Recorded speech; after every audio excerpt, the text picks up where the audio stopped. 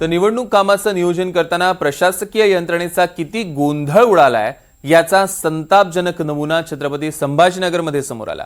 तब्बल 3 महिने आणि 13 महिन्यांपूर्वी मृत्यू झालेल्या 2 शिक्षकांना निवडणूक प्रशिक्षणासाठी गैरहजर राहिल्याचा ठपका ठेवत कारणे दाखवा नोटीस बजावण्यात आली। या प्रकारामुळे शिक्षण क्षेत्रातनं तीव्र संताप व्यक्त केला जातोय। प्रशासनाच्या कार्यक्षमतेवर मोठा प्रश्नचिन्ह उभं केलं जात आहे।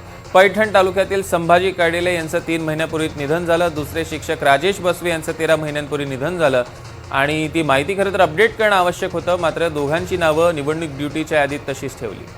मोहसिन शेख आपले प्रतिनिधी आपल्यासोबत फोन लाईनवरून जोडले गेले। मोहसिन, नेमका काय हा सगळा प्रकार?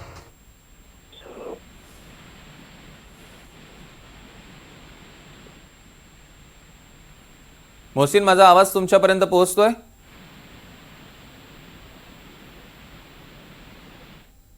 दरम्यान काही तांत्रिक कारणामुळे मोहसिन यांच्याशी आपला संपर्क होऊ शकत नाहीये, मात्र हा कोण धक्कादायक प्रकार आपण बघतोय। निवडणूक नियोजन करताना प्रशासकीय यंत्रणेचा कसा गोंधळ उडालेला आहे हे बघायला मिळत आहे।